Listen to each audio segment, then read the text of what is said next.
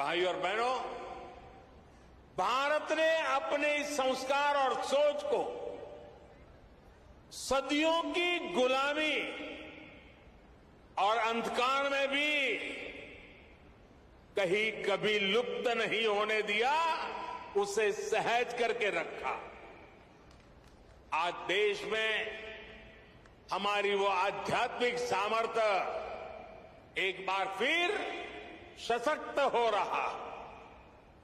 हमारे आदर्शों की ऊर्जा एक बार फिर बलवती हो रही है।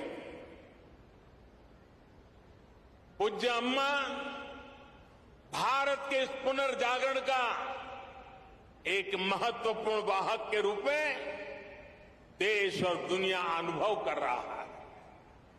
उनके संकल्प और प्रकल्प सेवा के इतने विशाल अधिष्ठानों के रूप में आज हमारे सामने है।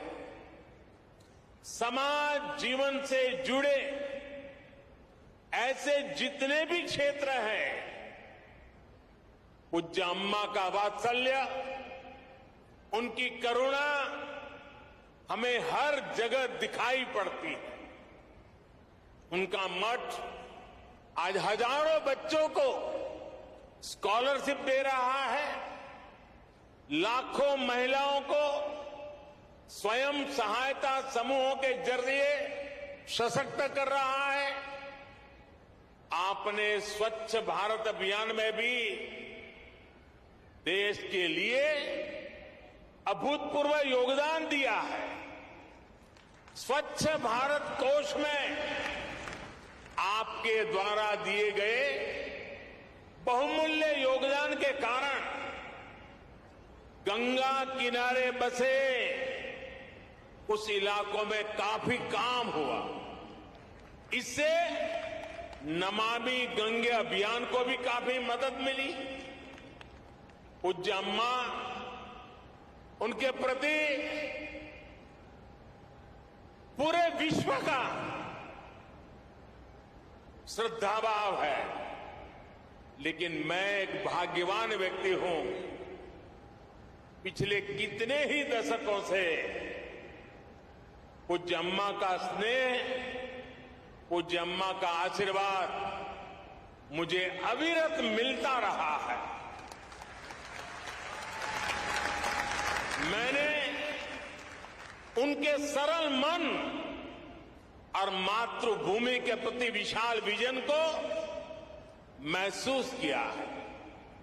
और इसलिए मैं कह सकता हूं कि जिस देश में ऐसी उदार और समर्पित आध्यात्मिक सत्ता हो, उसका उत्कर्ष और उत्थान सुनिश्चित है।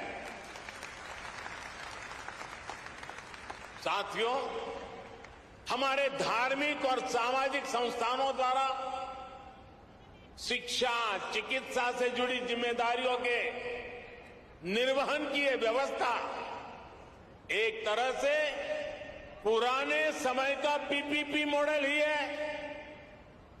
इसे पब्लिक प्राइवेट पार्टनरशिप तो कहते ही हैं, लेकिन मैं इसे परस्पर प्रयास के तौर पर भी देखता हूं।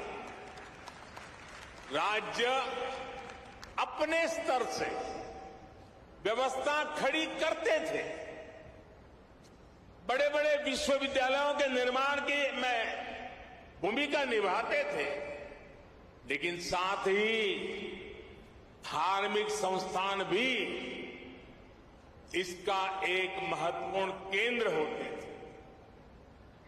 आज देश भी ये कोशिश कर रहा है कि सरकारें पूरी निष्ठा और ईमानदारी से मिशन मोड में देश के स्वास्थ्य और शिक्षा क्षेत्र का कायाकल्प करें।